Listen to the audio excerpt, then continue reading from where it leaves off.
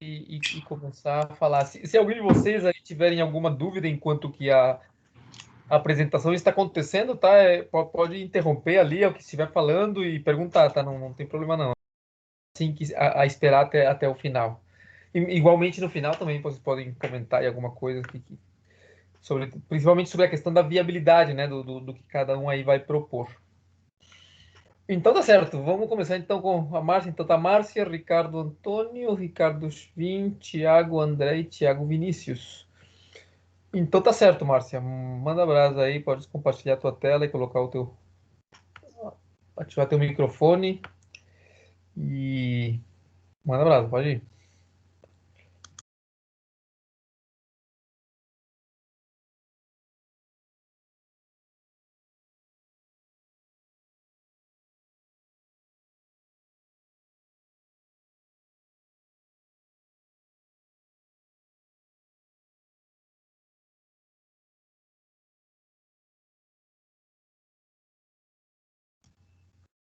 Tá aí, Márcia?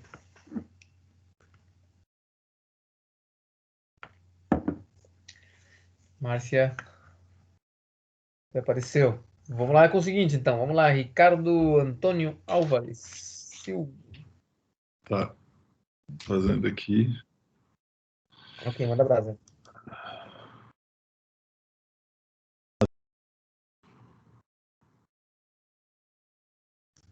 Sim, tá aparecendo aí a tela. Ok.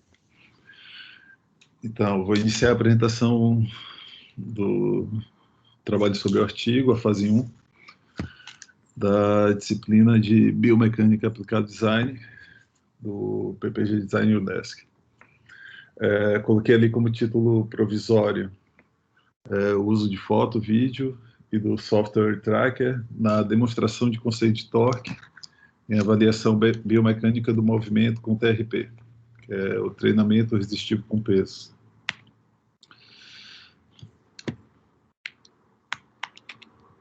Não, está passando aqui.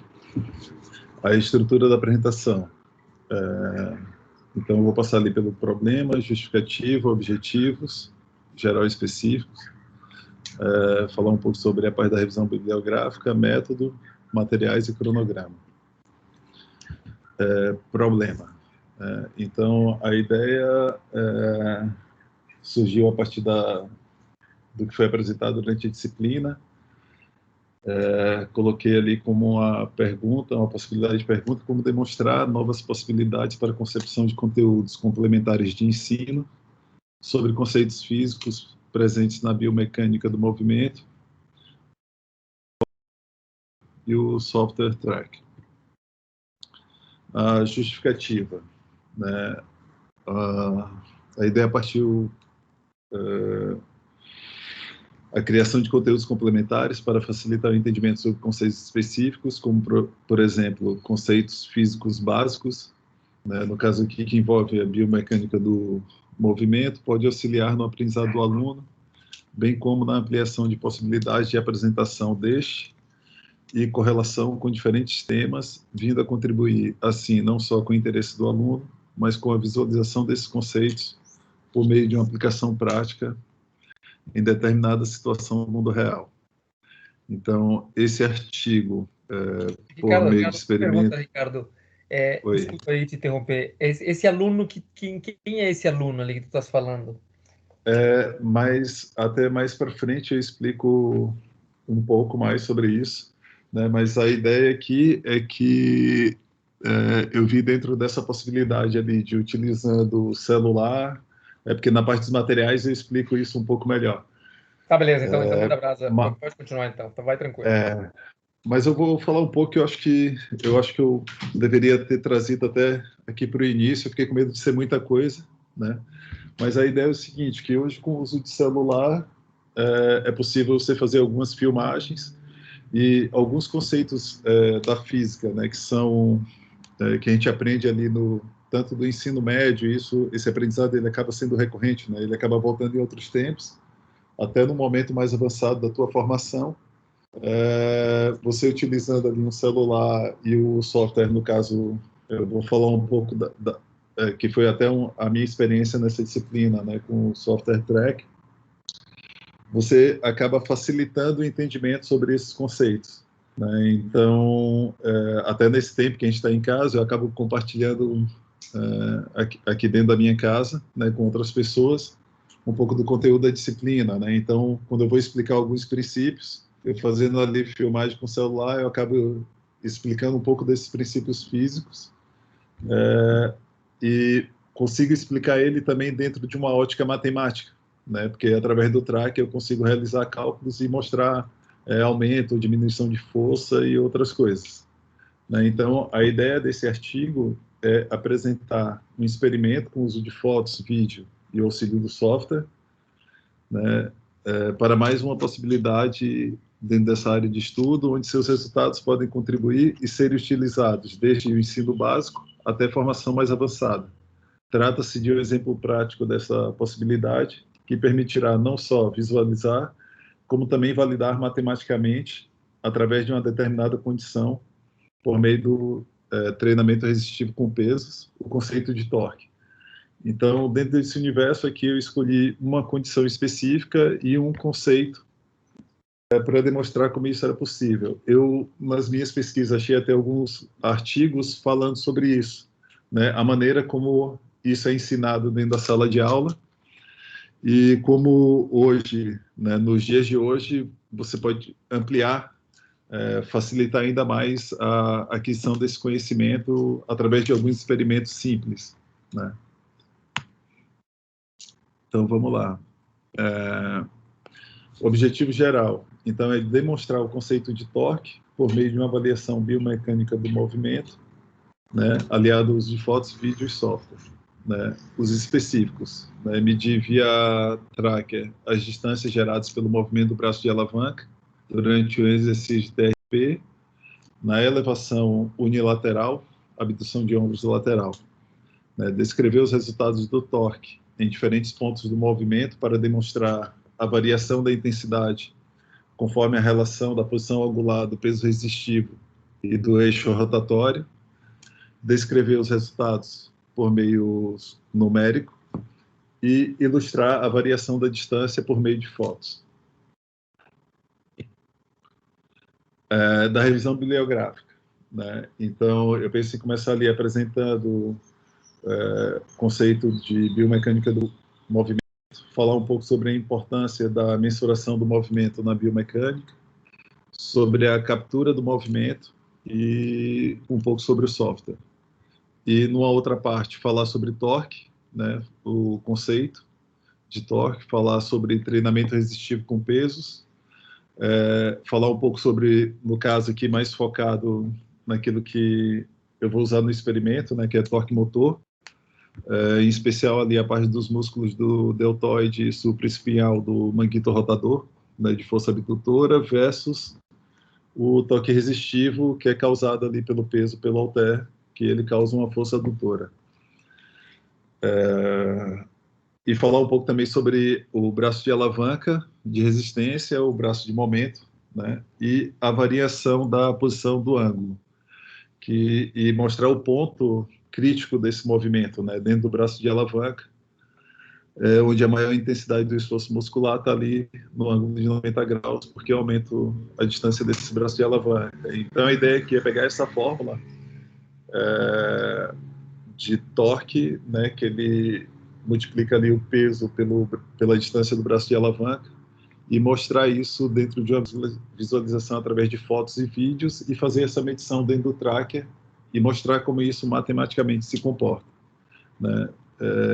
A ideia aqui é que conceitos como esses, muitas vezes quando explicado apenas verbalmente ou mostrando só matematicamente num quadro, né, a ideia é pegar isso e materializar através de um exercício que é utilizado no mundo real, né, que é essa elevação unilateral. Voltou aqui. Método. Então, trata-se de uma pesquisa bibliográfica descritiva e experimental, né? No experimento, a ideia é captar foto, vídeo e utilizar o software, fazer um exercício, né? Colocar uma pessoa para fazer esse exercício de TRP na elevação unilateral, com um movimento rotatório glenumeral, ou seja, colocar como ponto de eixo ali rotatório o ombro, né, limitando a um ângulo de aproximadamente 90 graus, para poder demonstrar esse limite no plano coronal. A proposta aqui é não discutir o exercício em si, mas sim a questão do torque, né, do conceito físico. Demonstrar o torque analisado a partir do eixo imaginário anterior-posterior localizado no ombro e medir o torque do movimento curvilinear rotatório com abdução concêntrica. Então, também fazer algumas manipulações de imagem e demonstrar que esse movimento é rotatório, né, em cima da fotografia. E só coloquei ali como extra a exclusão da análise de rotação da escápula, né? E em alguns materiais que eu vi ali também, ele apresenta que como resultados, até para o pessoal que é da área de educação física, né, esse tipo de situação de demonstração até ajuda no entendimento em termos de ver que tipo de musculatura está sendo solicitada naquele movimento, né? Ou seja, na hora que ele entende e ele consegue visualizar isso matematicamente, ele sabe, por exemplo, na hora de prescrever um exercício físico, qual é o ponto onde aquela musculatura sofre menor ou maior esforço e que outros músculos também estão sendo solicitados em determinado movimento. Então, com materiais ali, o celular, né, para fotografar e filmar, fazer uso de manipulação de imagens para ilustrar, né, o movimento rotacional e essa força resistiva. Até eu vi algumas demonstrações ali, então pensei em ilustrar também com o fio de prumo, né, para indicar o vetor da direção da força. O uso de halter, né, então a ideia aqui é definir um peso que permita uma fácil aplicação do movimento do atleta, mas que possa demonstrar todas as situações que eu estou buscando, né? E o uso do software, né, que ele vai servir para rastrear e calcular essas distâncias geradas pelo braço de alavanca conforme as medidas ali do atleta. Algumas considerações ali, né, a serem levadas, né, a questão do piso para estabilização corporal e do ambiente, por causa do sentido, da resistência do peso. A articulação dinamicamente envolvida, né, falar um pouco sobre a questão do ombro e do ritmo escapulohumeral, que passa por cima do ombro, né, que são os principais músculos para permitir esse movimento de adução concêntrica. Falar sobre a articulação estática envolvida, né, que é essa questão do bloqueio, da tendência do movimento por alguns músculos do torque. Então, também falar como é que isso acontece. A musculatura atuante e musculatura isométrica. Cronograma. Então, a ideia é que até o dia 20 ali eu termine essa parte da pesquisa, né, de organizar também esse conteúdo escrito. Do dia 20 ao dia 22 ali eu faço a parte de coleta de imagens e comece a tratar os dados, né, e até o dia 8 desenvolvo essa parte da análise e conclusão. Para o dia 9, ser a apresentação dos resultados e entrega do artigo. E é isso. Beleza, beleza. Eu volto à minha pergunta ali. No caso, os alunos que tu falas ali seriam alunos de quê? De que nível seria? Estás pensando? Então, até a ideia com o artigo era mais demonstrar como o uso tanto do celular quanto, né, de filmar, fotografar e usar o Tracker, que é um software free, como isso auxilia no entendimento de princípios físicos básicos que estão presentes na biomecânica. O artigo trata disso, especificamente, né? A questão dos alunos, ela vem mais como um plus, por ser digamos assim, uma tecnologia de fácil acesso, né? Isso permite que a transferência desse conhecimento permite que alunos do ensino básico até o ensino mais avançado eles têm uma interpretação melhor e de forma ilustrada desse tipo de conhecimento. A ideia é essa. Então, assim, si, o nível do aluno não é o que o artigo trata, né? Mas a ideia é que esse tipo de material ele permite que alunos tanto do ensino básico até de ensino mais avançado eles tenham um melhor entendimento sobre esses conceitos físicos básicos. Não sei se eu me fiz entender. Entendi. Sim. Mas uma questão de explicar um pouco mais, de uma forma um pouco mais prática, o que é esse tal desse conceito do torque, né? Que a gente às vezes fala, né? Torque, momento e tal, e que a diferença da força, né? Que a força talvez é uma questão que está mais clara para nós, assim, né? Intuitivamente, o torque nem tanto.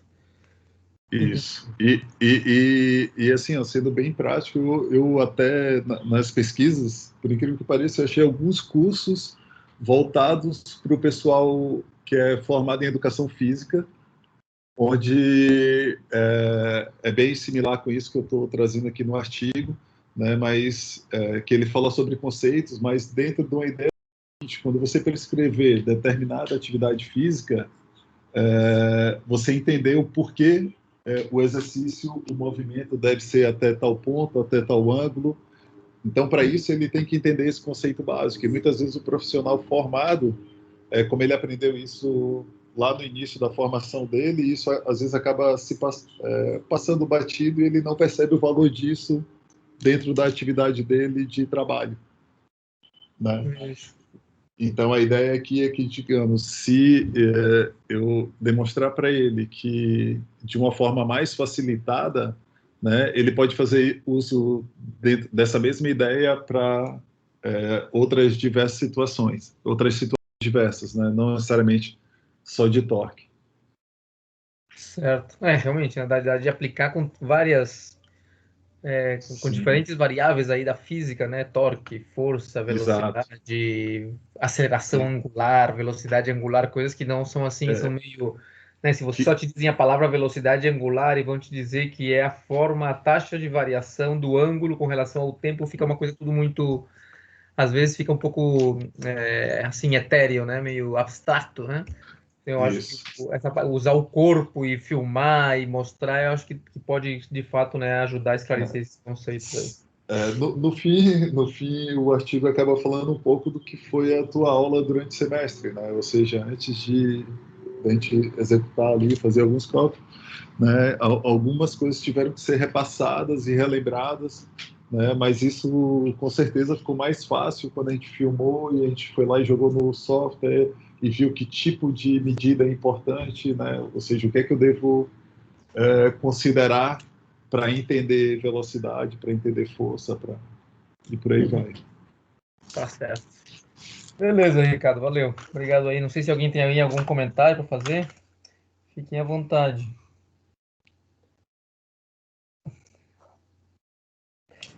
Com relação à tua pesquisa bibliográfica aí, tu estás usando o VPN da UDESC, por acaso? Eu uso ele também aqui. Ah, Eu tá bom. tenho acesso. Uhum. Beleza, porque aí tu podes acessar os papers e consegues baixar, né, muito paper você, como usuário normal de internet, não consegue baixar. Então, até assim, ó, de início, eu comecei usando ali os booleanos, fazendo pesquisa, ele gerou alguns resultados, mas em função do tempo e daquilo que eu estou buscando, não tão satisfatório, né? Então, eu acabei optando por uma busca mais direta, lendo alguns artigos pontuais, vendo aquilo que me interessa em termos de conteúdo, e é isso que eu pretendo usar, tá? Ok. Beleza. Ok, vamos para o seguinte. Não sei, a Márcia chegou, tá por aí já?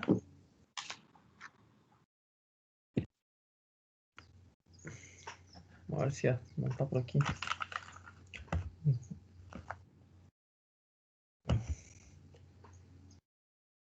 Só um segundo.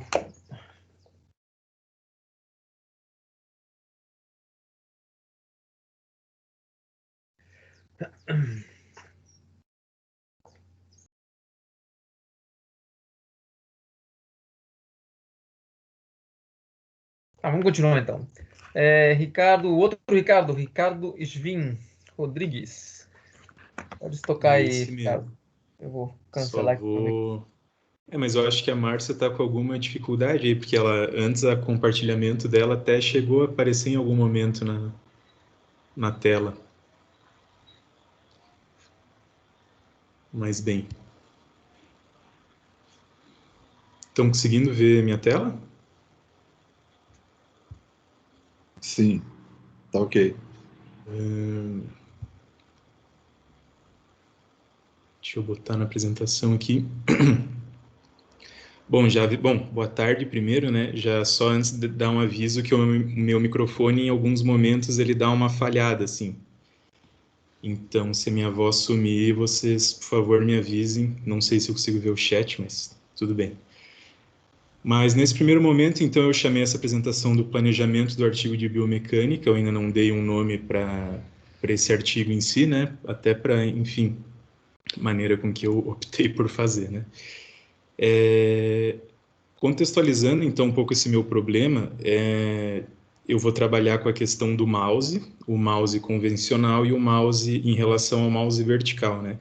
Então, nesse contexto, a gente sabe que, né, pelos artigos que já foram publicados, que o uso do mouse ele está muito associado com atividade muscular repetitiva, né, e uma estática do músculo e repetitiva, e isso pode acabar potencializando o surgimento de doenças musculoesqueléticas e também até agravando o estado das quais já existem, né, condições pré-existentes, tipo um síndrome do túnel do carpo, algo nesse sentido.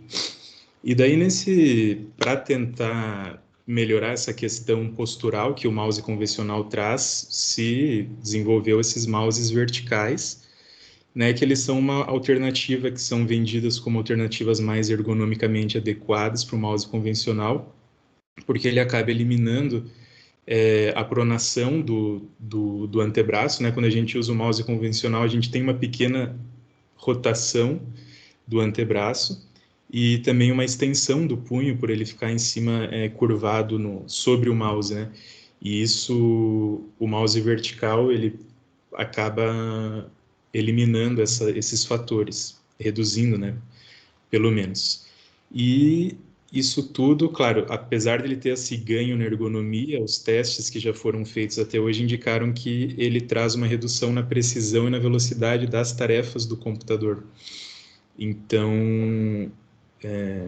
Ricardo, só uma coisa, eu acho interessante que tu falasse ali sobre a questão da pronação e tal, porque aí tu podes referenciar aquela última aula nossa que falava sobre, lembra que tinha um esquema lá do Hula, que colocava umas notas nas posições? sim, uhum, Tu referencia lá e dizendo, olha só, quando você tem esse movimento aí da pronação, como a coisa fica ruim, né? Como uhum, piora a nota lá, né? No caso aqui, digamos que esse mouse aí que está evitando isso, você pode, né, se basear naquele dizer, olha, de acordo com aquele estudo lá, né? uhum, Vale a pena evitar esse problema, né? Só para tu ir tentando pegar uma coisa, relacionar as coisas, daí dar suporte ao que tu vai dizendo para que o teu uhum, problema fique interessante, né? É isso aí. beleza. Bom, daí foi mais ou menos apresentando o contexto, né? Ele já está um pouquinho aqui um pouquinho das pesquisas que eu fiz, e esses estudos eles trazem sempre essa análise comparativa entre os mouses relacionados com a velocidade da tarefa que se faz com o mouse, né? É sempre uma tarefa de apontar e clicar, né? Uma tarefa então que tu leva o cursor do mouse até um determinado lugar e tem que clicar ou arrastar, enfim. Isso até tem uma recomendação da ISO que tem um teste X lá para testar esses produtos periféricos, assim, tipo mouse, teclado. E, enfim, então eles medem bastante a velocidade, a precisão desse movimento e muita atividade muscular mioelétrica, né? E a partir desse contexto aqui, o que eu penso em fazer é analisar quais as diferenças na performance durante a utilização do mouse convencional e o mouse vertical numa atividade de apontar e clicar. Só para a gente visualizar então o mouse convencional, esse mouse, eu estou chamando de convencional, né? Os artigos trazem mouse padrão, mouse tradicional, que é o mouse que todo mundo, a maioria das pessoas estão acostumadas a usar, e esse mouse vertical, ele é vertical porque ele tem uma altura vertical maior, né? E os botões ali para clicar, normalmente eles ficam com uma angulação de 30 graus, por isso que ele acaba reduzindo também o braço o antebraço não torce, né? E, enfim, eu tenho acesso a esses dois mouses, são os mouses esses específicos que estão na imagem, são os que eu vou usar na parte experimental. Então, o objetivo geral é verificar as diferenças na velocidade, na aceleração e na precisão desses movimentos do cursor durante o uso do mouse vertical e do mouse convencional. Os objetivos específicos, então, são conhecer as especificações técnicas e as dimensões do mouse convencional e do mouse vertical, né? Entender o estado desses mouses, né? Observar, então, as movimentações dos ponteiros do mouse convencional e do mouse vertical durante uma atividade simulada de apontar e clicar. Essa atividade eu vou falar melhor um pouquinho nos materiais e métodos. Né? Além disso, medir com o auxílio do software a velocidade, a aceleração e a precisão desses movimentos do ponteiro do mouse, né? Do convencional e do vertical. Daí analisar, comparativos obtidos através da observação e do tracker, e apresentar as diferenças, né? Objetivos específicos. Daí eu trago aqui um pouquinho das referências e o que de interessante esses artigos trouxeram, assim, bem rapidamente, até para tentar manter nos 10 minutos aqui. Então, esse artigo aqui da Schmid, ela indicou, interessante, para o experimento dela, me indicou o posicionamento que eles utilizaram lá nos participantes do estudo, então sentado na mesa, mais ou menos 90 graus a perna e né, em relação à coxa e o braço também. E ela já traz isso também, que os mouses verticais, esse artigo fala específico da síndrome do túnel do carpo, né? Então ele fala que tanto o mouse convencional quanto o normal, eles não reduzem a pressão no túnel do carpo, mas que tem a diminuição do desvio o mouse vertical. Mas ela também fala que precisa de um período de adaptação para utilizar o mouse vertical, que é algo que eu também tenho que considerar no meu experimento, né? Tem ter um mínimo ali de um treinamento para a pessoa se adaptar como se usa esse mouse nessa nova configuração. Esse outro artigo aqui, ele também fala da pronação reduzida e também fala que teve o mouse vertical, isso eu estou falando, né? E também teve um pior tempo no desempenho da tarefa de apontar e clicar. E daí ele traz aqui, esse foi o primeiro artigo que eu me deparei, traz esse teste aqui, que é até aquele recomendado pelo ISO, que são várias circunferências, esse teste de apontar e clicar, né? Então, elas são várias circunferências dispostas no formato de uma circunferência maior, e daí, por exemplo, ali o número 1, que está o preto escuro, ele vai acender na tela, e a pessoa tem que levar o mouse até lá e clicar. A partir do que 1 acende, ele vai apagar e o direto oposto vai acender. Então vai lá para o 2. Aí o 2 apaga e o oposto vai acender, que é o 13. E assim vai até os 16 círculos, né? E daí pode diminuir esse círculo, tal, dependendo do teste que tu queira fazer.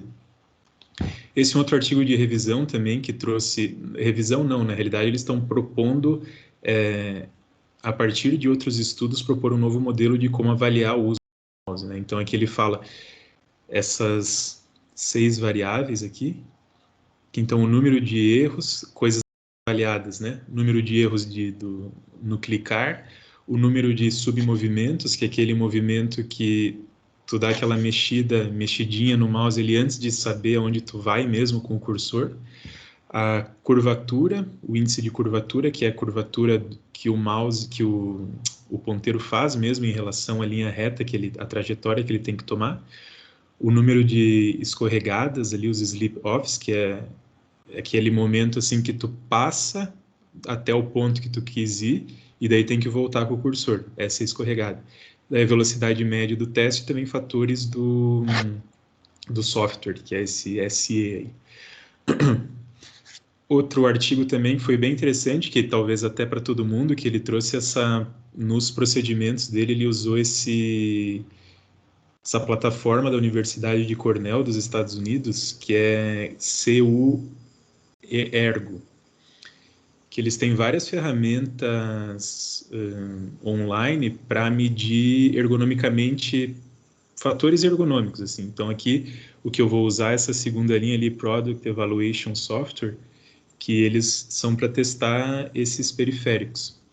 Então, eu vou me utilizar de um desses testes aí nos meus métodos, nos meus, enfim, materiais e métodos lá. Esse site é interessante porque tu faz tudo online, né? E tem bastante, a lista é bem grande de ferramentas aí. Enfim, aqui um outro artigo também fala do posicionamento, né? Fala que a posição do ombro, do braço tem influência na fadiga muscular. E aqui artigos mais genéricos, também falando da questão do uso dos mouses e algumas teses também mais genéricas para eu entender melhor esse tema. E daí o meu artigo, esse estudo, ele se justifica justamente para trazer essa contribuição para a literatura nacional, né? Porque apesar, como eu até mostrei para vocês, tem bastante estudo que fala a respeito disso, mas brasileiros eu não encontrei nenhum, claro, dentro do tempo que eu pesquisei. Eu encontrei, na realidade, um de 2004, mas que comparava um mouse padrão, convencional, e um mouse que quem estava fazendo o artigo estava desenvolvendo um mouse mais ergonômico, mas também era no formato convencional. E então, né, se justifica por isso, eu vejo desse modo, e também pode contribuir os aspectos metodológicos aqui incluídos no meu artigo, né, feito, executado, não servir de referência para outros artigos. Daí, já falando dos materiais e métodos, vai ser com a participação de um sujeito, né, um participante só, pelo cronograma que eu tenho disponível.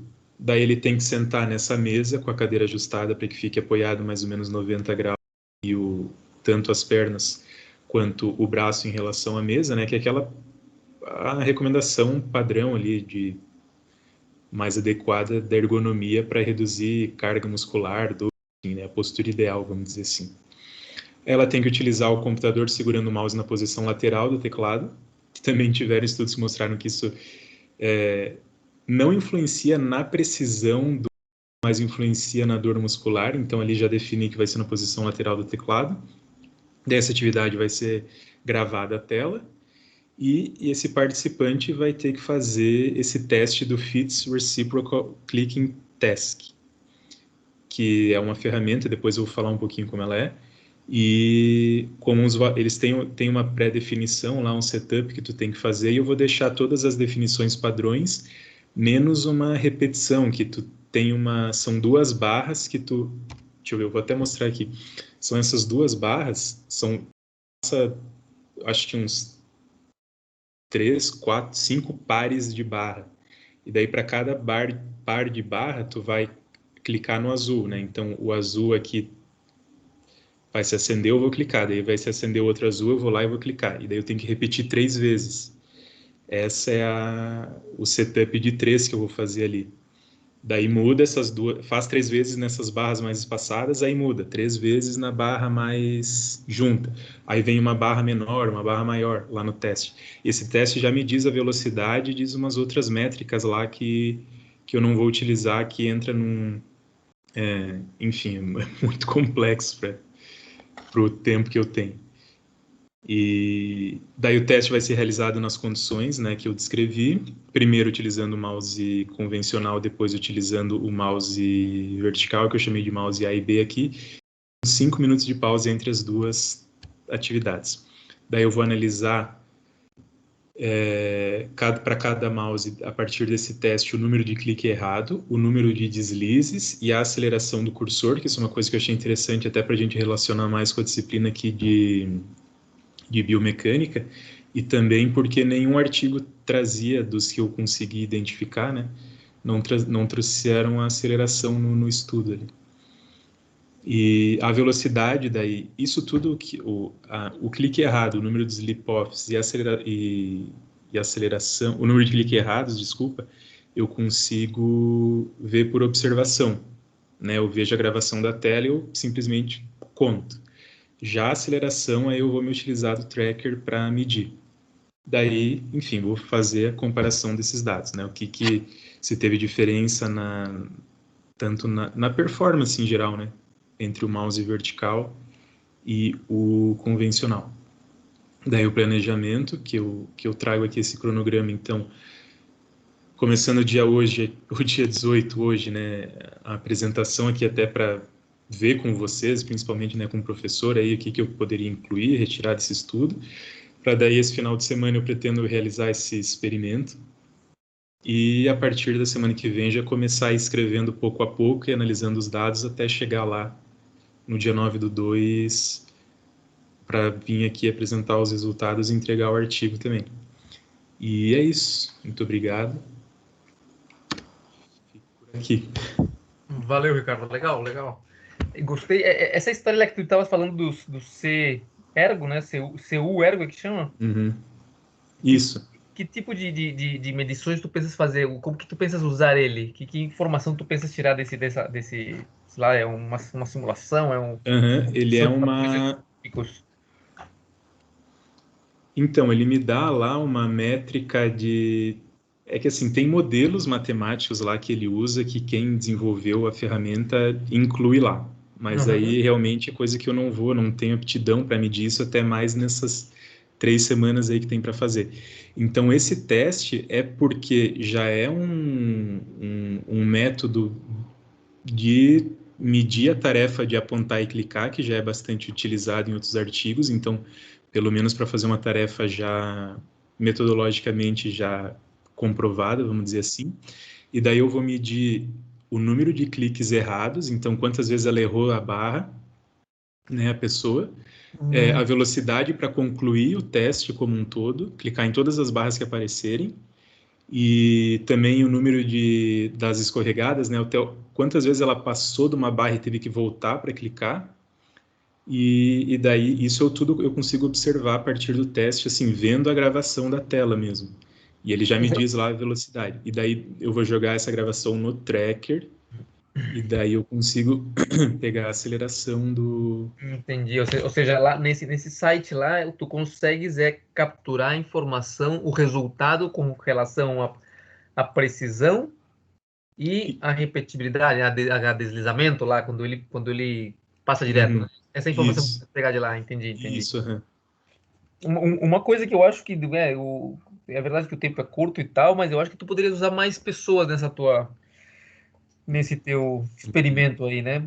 Seria legal, sei lá, fazer umas 2, 3 pessoas. Aqui, por exemplo, esse seu ergo ali, tu pode fazer online. Ah, mas o problema é que aí a outra pessoa precisa Depende do dos dois mouse. mouses, né?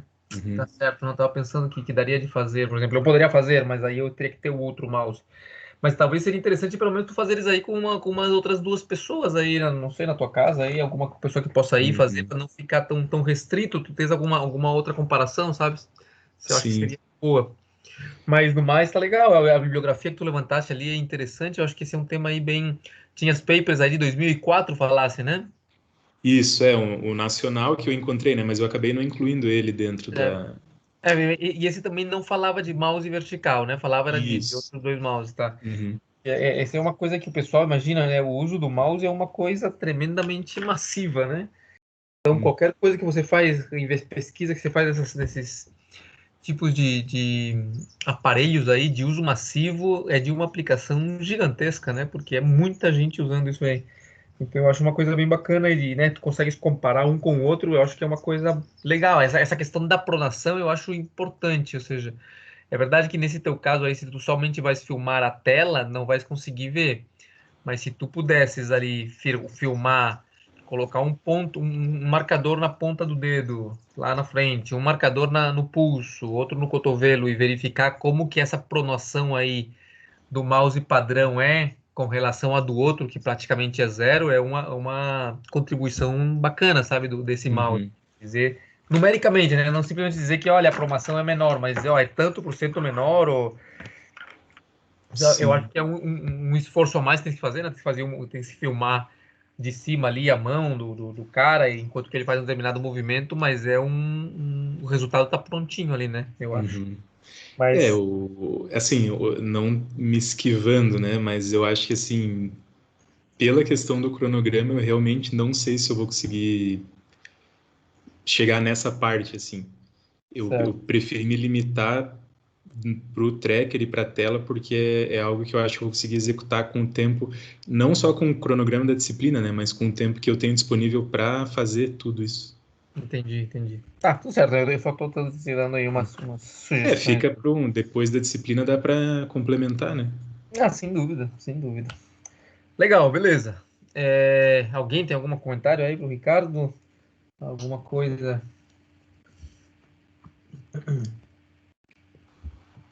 Beleza, então. Ótimo, valeu, Ricardo. Então vamos agora, Valeu, obrigado. Vamos ver se a Márcia chegou. Terceira tentativa para a Márcia aí. Oi, vocês estão me ouvindo?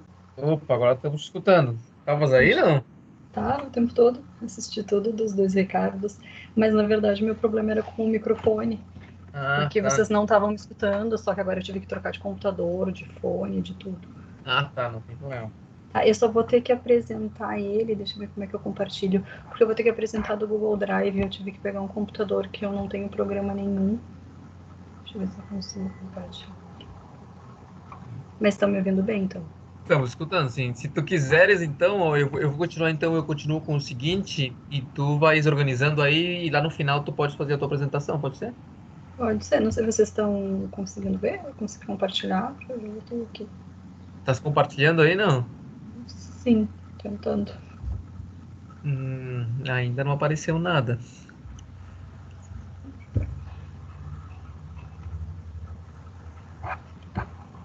Agora parece que vai, vamos ver.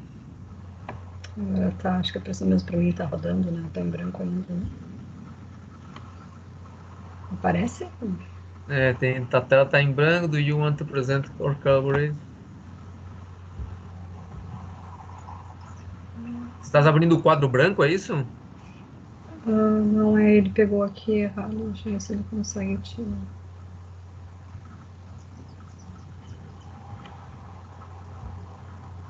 Tô Tu tentando que ele tens, carregue do meu computador. o que tu tens aí é uma apresentação, um PDF, é isso, Márcia? Tenho um PDF, um PowerPoint, mas eles estão no Drive, Se tu que tá quiseres, aberto aqui. tu pode fazer o seguinte, se tu tens problema aí, tu pode me mandar o teu PDF por e-mail e eu compartilho ele aqui, eu vou passando ele e tu colocas Pode ser também. tá? Tá, já vou te mandando.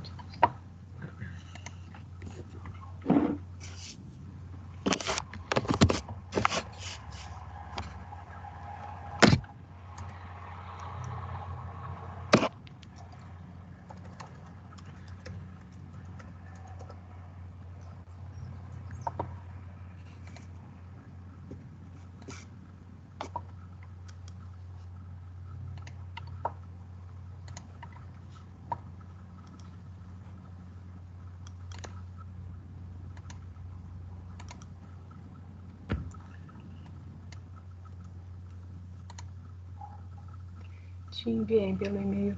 Te respondi do que eu tinha falado contigo hoje, professor. Ah, beleza. Ele é levinho, acho que não deve demorar muito. Eu consigo baixar ele aqui aí já eu vou passando ele para ti.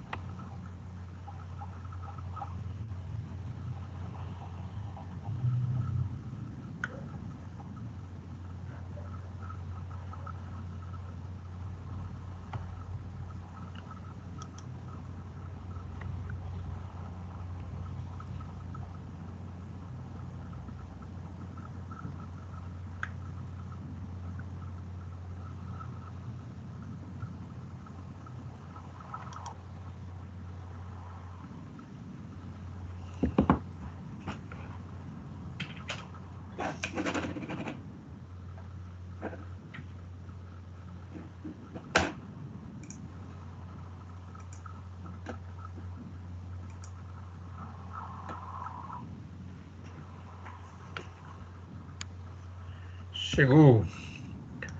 Vou baixar ele aqui um segundo.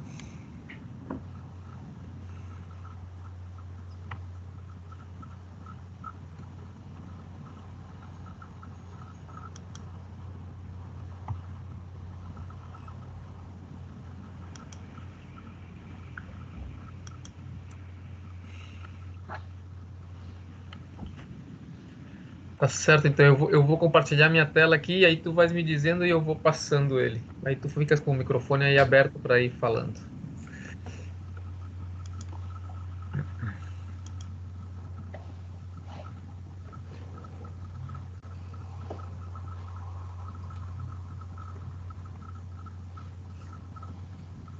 Tá, é isso aí mesmo, a apresentação. Essa é só isso, né, da nossa disciplina de biomecânica aplicada ao design. Eu ainda não dei título nenhum pro artigo. Mas aí a gente segue, então, para a estrutura da apresentação.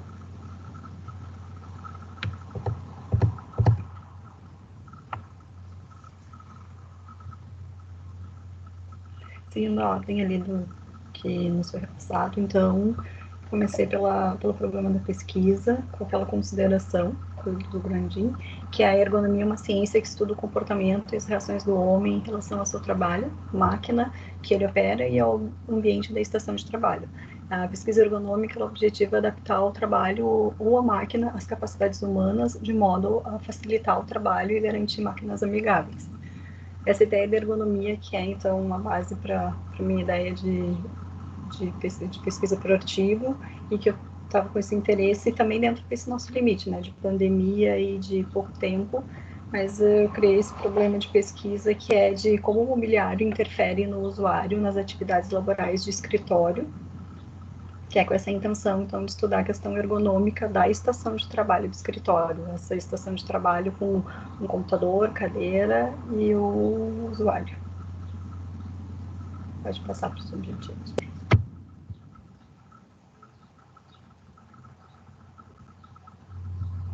Ainda está bastante geral, assim, mas também eu sei que já serviu para ir pensando e tendo mais atenção ao que se consegue fazer e ao que se intenciona fazer. Daí a ideia, o objetivo geral do artigo vai ser de analisar as condições ergonômicas de estações de trabalho do escritório e as possíveis influências e causas de doenças ocupacionais. Como objetivo específico, então, seria de comparar ergonomicamente uma estação de trabalho de um home office e de um escritório que tenha sido projetado para isso. Outro objetivo seria, então, de utilizar o tracker para análise de ângulos referentes à postura nessa estação de trabalho e de disponibilizar uma avaliação visual das condições ergonômicas na estação de trabalho. Até depois a gente vai ver, mas porque pelo que eu fui conseguindo pesquisar, pelo que eu tenho achado de artigos e trabalhos científicos, eu não digo genérico, mas é tudo muito teórico, assim, do que eu achei, mesmo sendo artigo, sendo trabalho científico, a maioria deles é baseado em entrevistas, em observações e questionários. E eu acho que para essa questão, bem para o foco bem de design de arquitetura, a gente tem um apelo visual muito grande. Então, eu tenho a ideia também, depois com aquela parte do tracker que a gente tem lá, quando consegue colocar e selecionar os ângulos, visualizar isso, tinha essa ideia de ter no artigo essa questão da imagem, de poder mostrar, né, de ficar bem visível onde ficam os problemas de postura para o usuário da estação de trabalho. Vou passar para a justificativa, então.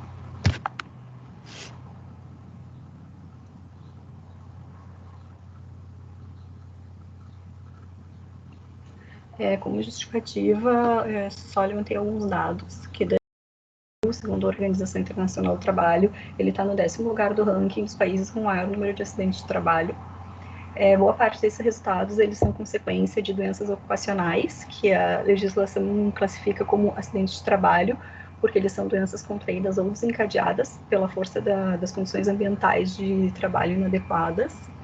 A gente tem também como grupo de agentes causadores, e daí eu peguei na parte da estatística mesmo, aqui em Florianópolis, entre 2007 e 2018, os mobiliários e acessórios, eles ficaram com 9% da quantidade de grupos, né, de agentes causadores, e os acidentes de trabalho também, eles ainda custam bastante caro para os cofres públicos, e é também um dos maiores índices, né, as questões de LER, de problemas de coluna, são os maiores índices de doenças ocupacionais, não no caso só acidente de trabalho, que não se chegaria a isso, mas as doenças ocupacionais, elas são uns índices muito grandes e motivos de grandes abstinência, de abstenção do trabalho.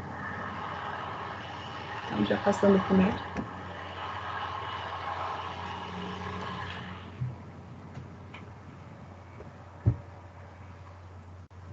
A minha ideia de método, além da revisão bibliográfica, né, com essa referencial teórico que a gente já está levantando sobre o relacionado ao tema, seria dessa avaliação ergonômica das estações de trabalho, fazer uma avaliação ergonômica do ambiente construído, da estação de trabalho, da posição, do layout e dos equipamentos utilizados, para poder fazer, então, a avaliação, essa análise física com o tracker, que daí seria comparativo entre uma estação de trabalho num home office e num escritório projetado.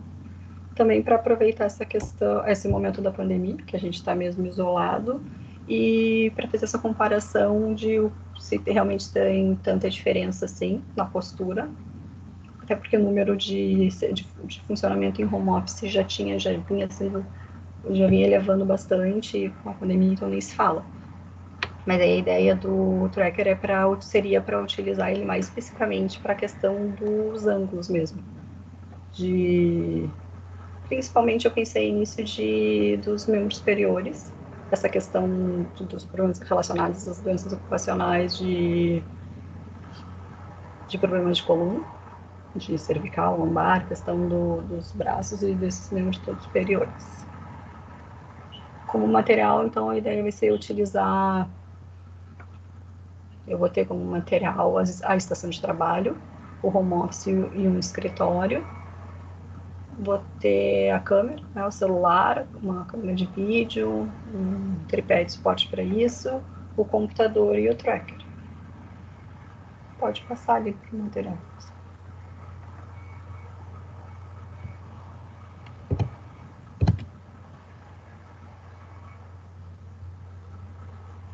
Então, esse material que vai ser, na verdade, eu vou fazer, não sei se eu vou conseguir fazer ou comigo ou com uma pessoa muito próxima, até porque eu tenho a questão, né, do Covid, professor, que eu tô mesmo positiva, então eu não posso nem fazer essa parte de experimento agora, então nesses próximos dias, e que também influenciou no cronograma. Daí eu, pelo menos, estimei dessa próxima semana até o dia 27 de novembro ficar no desenvolvimento teórico do artigo. Daí ali no finalzinho de novembro, início de dezembro, entre o dia 28 e o dia 5 de dezembro, fazer a avaliação física, provavelmente do ambiente de home office aqui na minha casa, e daí eu utilizaria o escritório do meu marido, que eu consigo utilizar no final de semana, eu consigo utilizar sem necessariamente os profissionais lá usando.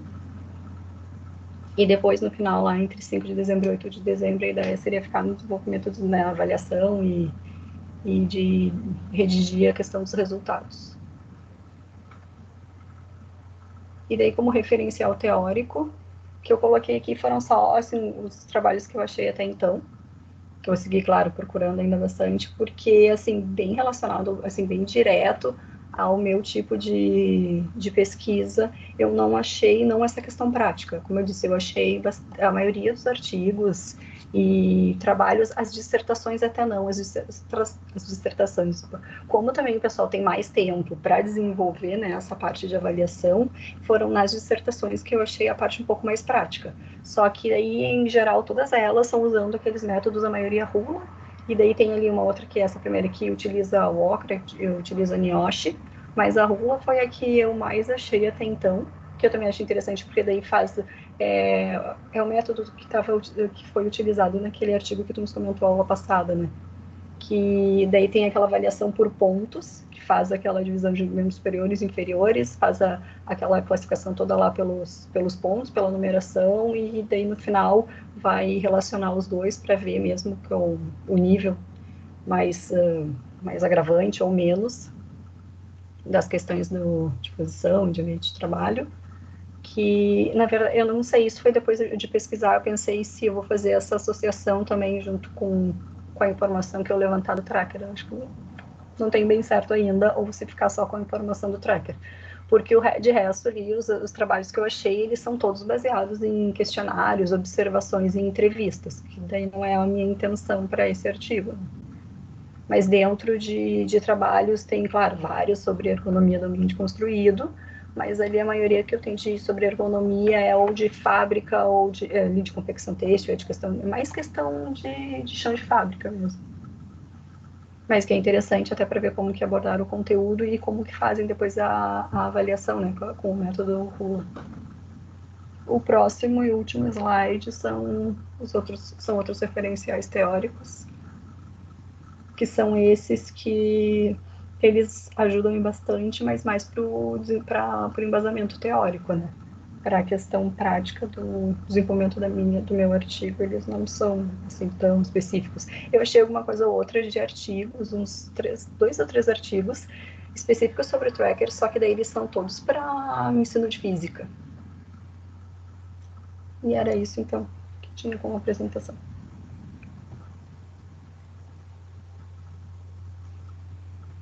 Beleza. Legal, legal. Márcia, mas tu estás pensando em fazer, quando tu fizeres a avaliação em um escritório ou em uma casa ali, tu vais colocar uma tarefa definida, vai dizer para o indivíduo, sei lá, tu vais chegar, vais te sentar, vais abrir o computador, escrever alguma coisa no papel, escrever alguma coisa no teclado, abrir a gaveta. Como é que tu estás pensando fazer digamos assim, o teste, né? Para poder avaliar depois se isso está feito num escritório profissional ou se está feito dentro de um home office aí, dentro de uma casa. Estás pensando fazer o teste da experiência para tomar as medidas?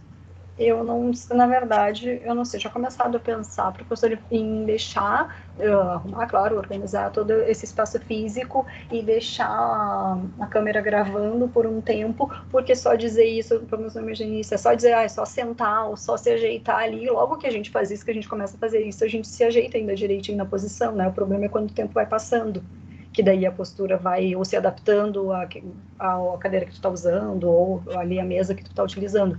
Daí eu pensei em deixar um tempo gravando para pegar uma situação mais crítica, assim.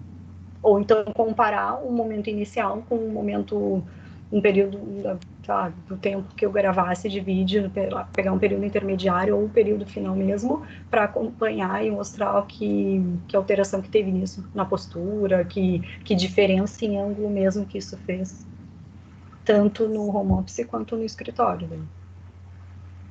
Certo, mas tu vai ter que dizer para o indivíduo fazer algum tipo de tarefa, não?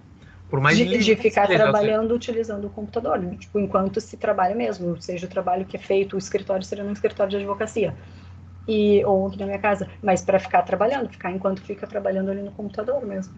Já entendi. Estás imaginando quanto duraria uma gravação dessas? Quanto tempo estás pensando fazer o... O problema de deixar muito tempo gravando é isso, né? Porque levaria bastante tempo. Mas, ou então, mesmo que eu parasse a gravação e depois voltasse a pegar o indivíduo lá naquela mesma atividade 2 horas depois, assim. Que de repente não deixasse o vídeo correndo todo esse tempo, né? Porque vai ficar muito pesado, não vai ser prático para mim e também não vai me adiantar se eu for pegar só no final.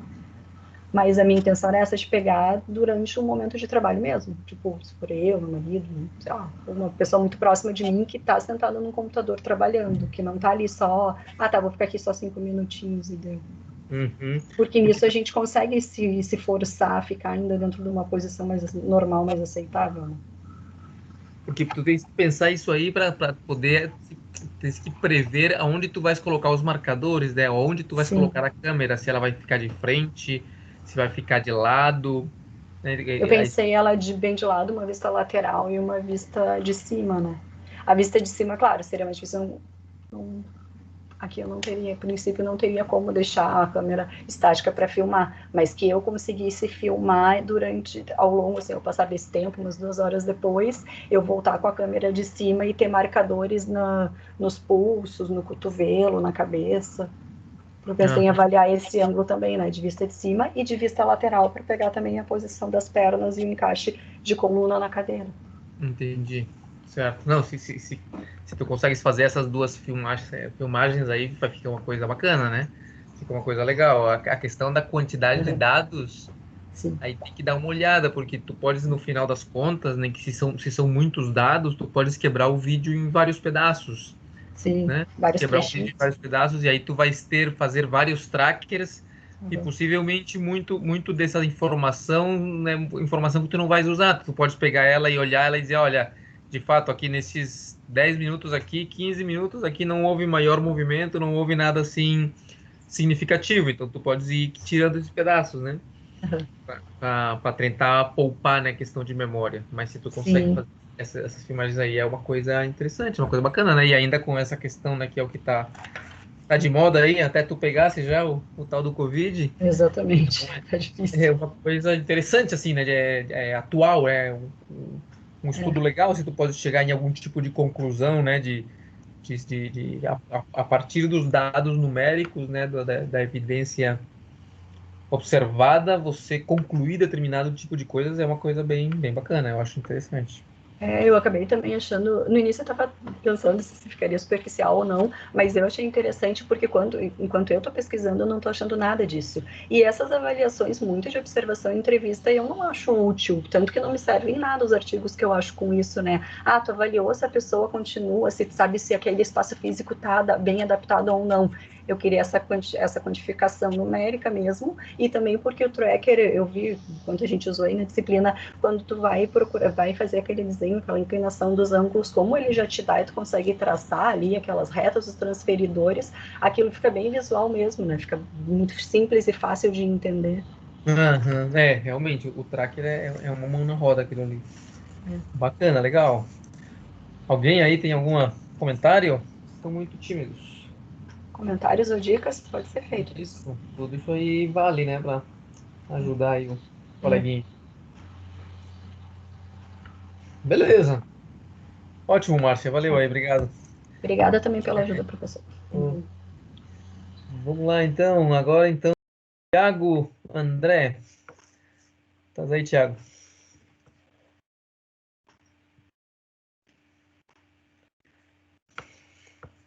Alô, estão me escutando? Agora estamos. Tudo certo, Thiago? Tudo certo. Eu liguei a câmera.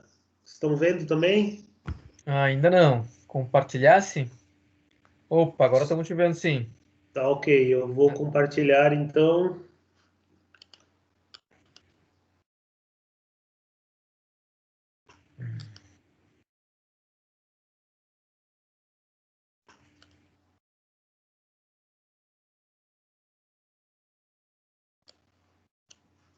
Opa, saiu aí sim a tua apresentação. Saiu a apresentação, tá ok? A câmera vocês estão vendo? Estamos te vendo também, sim. Eu tô Tá vendo ok. todas as Eu coisas. vou mostrar aqui algumas coisas, tá? Então, peço desculpa porque meu nariz está muito entupido, tá? Então, se eu parar de falar é porque eu tô tomando um ar aqui porque eu não consigo respirar direito. Enfim. Tá certo. Tá? Então a gente vai ver essa apresentação, né? Dessa proposta de artigo, né? Então já tinha enviado para o professor essa primeira proposta, né? Eu acabei fechando mais algumas coisas, fazendo algumas pesquisas, né? Delimitando um pouco melhor essa proposta para chegar então no resultado daquilo que eu pretendo fazer. Então, a princípio, né, o meu artigo, né, já com o título provisório, é uma comparação cinemática entre marchas realizadas com tênis de caminhada e bota de trekking. Aí eu vou mostrar para vocês, né, a diferença entre cada um deles, né, e aí por que a gente vai fazer. Então, acredito que vocês estejam conseguindo ver, né, um tênis de caminhada bastante simples, né, que ele é bastante flexível, né, e pegando a bota, né, essa é a bota, né, de trekking. Ela não é nada flexível, né? Se eu fizer muita força, eu não consigo dobrá-la, né? E é bastante comum essa tecnologia, né, rígida também ser aplicada naquilo que os artigos, né, estrangeiros chamam de working boots, né? Então, na entressola dessa bota tem uma chapa metálica justamente para proteger o pé, né? Então, por que foram escolhidos, né, um tênis de caminhada, né, e uma bota de trekking? É justamente porque esses dois produtos, né, eles têm dentro deles aquilo que o Krippendorf, que é um autor de design, vai chamar de problema de contradição técnica, né? Então, ao mesmo tempo, a gente quer dois requisitos no nosso projeto, né, que eles se contradizem, que é o conforto, né, para caminhada e a segurança, né, para o working boots ou para o próprio trekking. Então, como é que são essas diferenças na marcha dentro desses dois opostos de produtos com esses requisitos de contradição técnica? Tá? Então, é baseado nisso que eu vou tentar fazer essa pesquisa. Então, o objetivo geral, né, é comparar a cinemática de marchas utilizando tênis de caminhada e bota para trekking, né? Então eu vou utilizar um tênis de caminhada, né? Esse que eu acabei de mostrar, e um tipo de bota para trekking, mas eles vão assim, né, servir como base para uma compreensão, né, mais generalista, né, mais genérica para outros tipos de produtos parecidos, né? O importante para a gente é essa questão dos requisitos, né, da análise dos requisitos. E aí, dentro dos objetivos específicos, então, o que que eu preciso, onde eu quero chegar, né, o que que eu preciso atingir para fazer essa comparação, né? Então, primeiro, eu vou determinar as principais medidas cinemáticas de análise de marcha, né? A gente já viu, vem vendo ao longo do semestre, né, mas principalmente fundamentar, né, essas medidas, né, objetivas, numéricas, que a gente vai ver, né, pela própria fundamentação teórica. Depois, descrever a cinemática da marcha utilizando tênis de caminhada.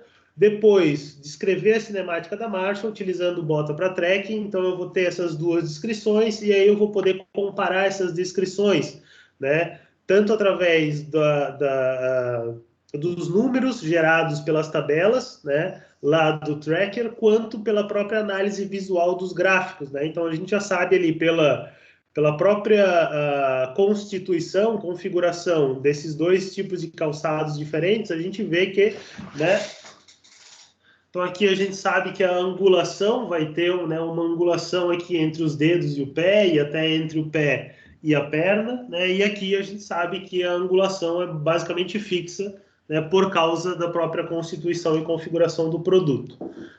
E aí, então, eu faço essa comparação e depois listo as diferenças entre as marchas utilizando tênis de caminhada e bota para trek.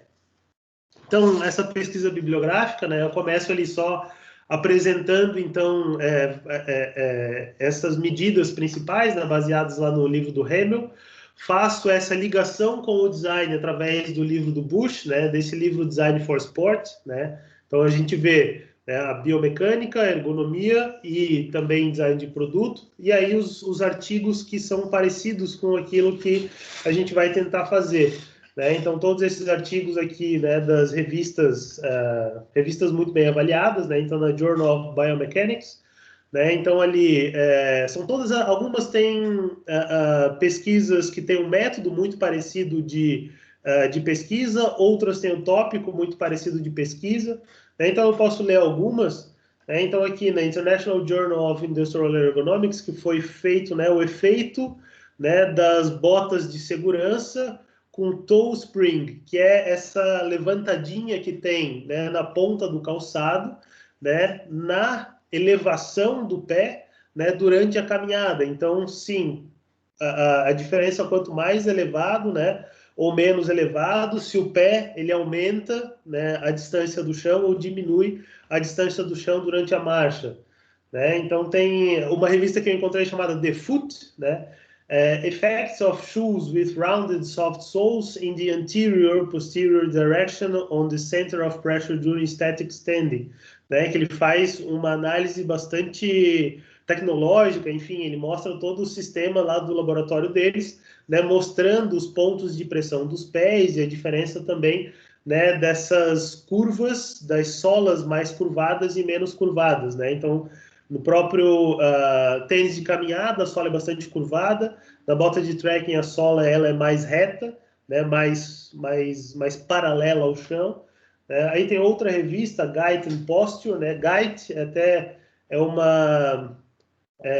o jeito de caminhada, né? Então tem outros tipos de artigos, né? E a Applied Ergonomics também, né? Que é uma revista bastante citada, bastante importante, né? Que fala, tem um artigo que é bastante interessante, né? Esse Effects of Wearing Gumboots, que é aquilo que a gente chama de galocha, aquelas botas de borracha, e Leather Lace-Up Boots, né? Que são botas de couro, né? E aí o impacto, né, nos membros inferiores, enfim, durante caminhada, né, numa caminhada em uma mina de carvão simulada, né? Então, essa mina de carvão simulada deve ser uma área de pesquisa desse grupo que até tem, né, mais um último artigo também, né, é referente a esse último grupo de pesquisa. Então, todos esses artigos, eles, assim, ou seguem métodos parecidos com o que a gente vai usar, né, métodos bastante objetivos, né, de levantamento de dados, né, de dados numéricos, né, ou eles falam principalmente de botas ou alguma característica relacionada a tênis ou de caminhada ou tênis de corrida, né? Então, a justificativa para isso, né, é um tema que está bastante dentro aí do nosso programa de pesquisa, né, ainda que a minha tese não seja relacionada à ergonomia física, né, a gente está dentro do grupo dos grupos de pesquisa do PPG Design da UDESC, né? Essa pesquisa ela faz essa ligação com o design, então é bastante legal que a gente pode entender um pouco mais, não só de biomecânica, mas a biomecânica aplicada a esses tipos de calçados, né? E tipos de calçados bastante extremos, né? No que se refere aí a conforto e a segurança, né? Gerar alguma informação importante, né, para a indústria, até porque a gente sabe que a maioria dos calçados ficam nesse espectro, né? Nem todo calçado é tão confortável quanto um calçado, né, um tênis para caminhada, nem precisa ser tão seguro quanto uma bota para trekking, né? E isso aí pode até gerar aí produtos melhores e experiências melhores, né, para quem for utilizar esses calçados também, né? Então, o método, primeiro fazer uma revisão bibliográfica, né? E aí eu vou fazer, né, aquele método que a gente já conhece bem, né? Fazer a gravação de vídeos, aí usar o tracker para fazer as análises das duas marchas, depois manipular os dados, né? Levar para o Excel, trabalhar bem esses dados, gerar gráficos, né? Lá pelo tracker e também pelo Excel, aí eu tenho que ver, né, exatamente o que essa análise vai me dar e vai poder contribuir com os meus resultados para, enfim, fazer essa discussão de resultados e apresentar essas diferenças, né, oriundas aí dessa comparação desses dois tipos de calçados. Então, o material que eu vou precisar, né, a base de dados que a gente tem acesso, uma câmera, né, eu não tenho nenhum material assim muito profissional, enfim, eu tenho, né, uma câmera do próprio celular, né, que não é das melhores, mas quebra um galho, né? Aí os tênis de caminhada e a bota para trekking, né? Então eu vou caminhar, né? Vou ser aí uma espécie de cobaia, né, nesse experimento e depois utilizar o tracker aí para fazer essas análises dos vídeos. No nosso cronograma, então, hoje apresentar esse planejamento, né? No dia 21 ter uma primeira versão da revisão bibliográfica, né? Então já fazer esse levantamento baseado nos artigos que eu já levantei, já fiz uma leitura, né, preliminar.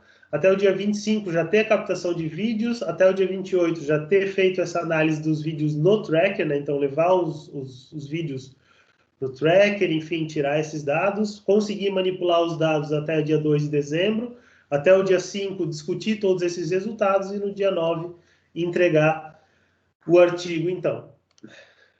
E era isso.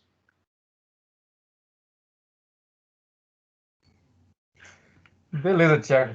Bacana, valeu. Eu tenho uma dúvida com relação a questão de segurança, porque uma questão é conforto e a outra é segurança, né?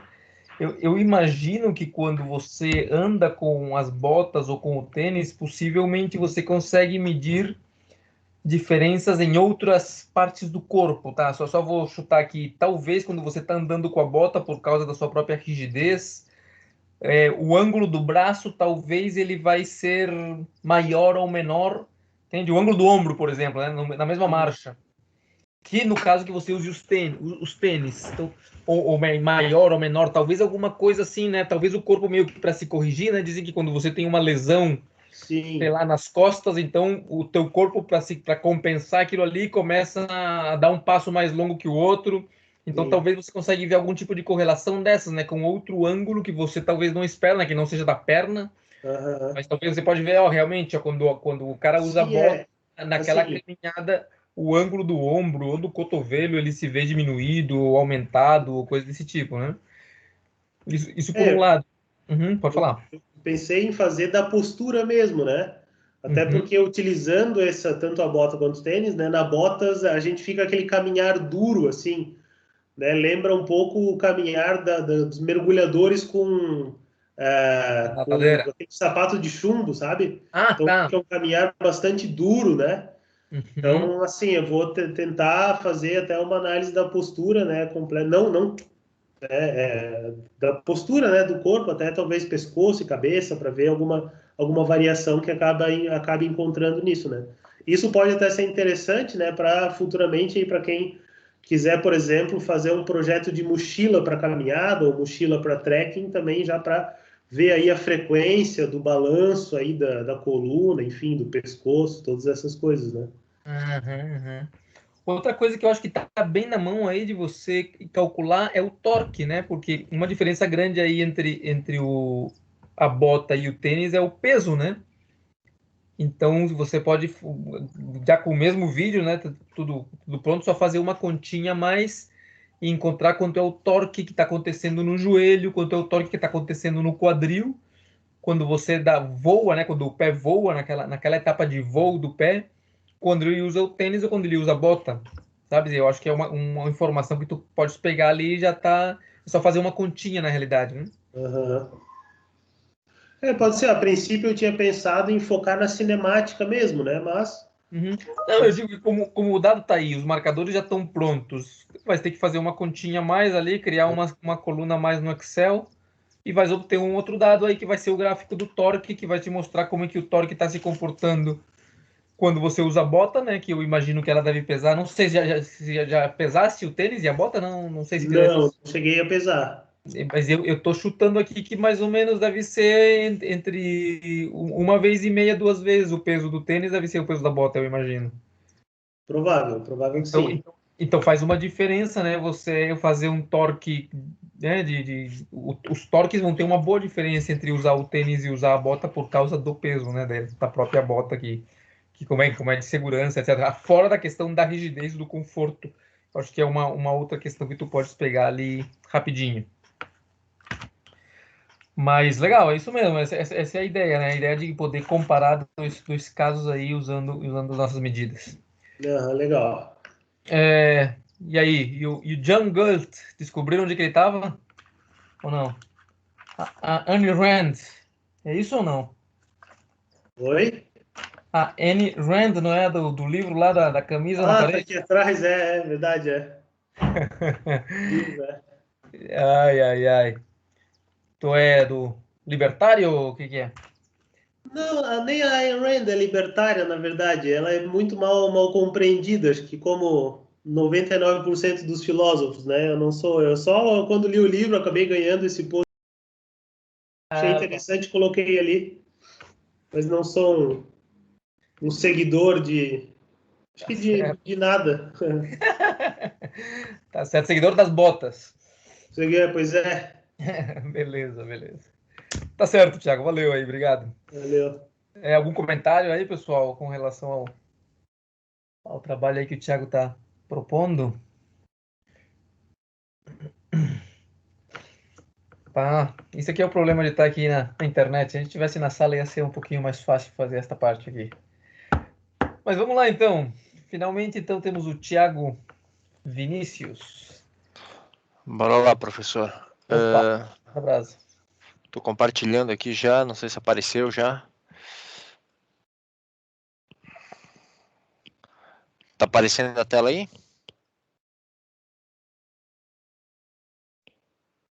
Meu Deus. Alô, alô. Tá aparecendo. Ah, tá aparecendo? Ótimo. Ah. Bom, então meu trabalho ele é uma análise de movimento do jogo Beat Saber em realidade virtual e a proposta é fazer uma análise usando o tracker para verificar a questão do esforço repetitivo. Então aqui o artigo ele já está sendo desenvolvido, já tem uma parte aqui da justificativa, uma ilustração, então até coloquei a ilustração aqui para ficar claro do que se trata o jogo, né, dar uma bem breve explicação. O jogador ele usa um óculos em realidade virtual, até vou mostrar aqui o tracker, que eu já fiz a captura do vídeo, já estou colocando aqui os pontos, né, para fazer essa análise do movimento. Então a pessoa veste o óculos de realidade virtual, ela tem 2 manoplas que são os controles para controlar esses sabres de luz aqui, que dá para ver o meu ponteiro, o meu mouse também? Eu estou apontando as coisas aqui, de repente ninguém está vendo, né? Dá para ver também, sim. Ah, legal. Então, aqui seria, né, o jogador numa sobreposição do mundo virtual, e aqui no caso a gente tem um jogador jogando num espaço, né? Espaço em branco aqui. E foi identificado alguns problemas com relação a esse jogo, que seria um problema normal, assim, de Dort, no caso.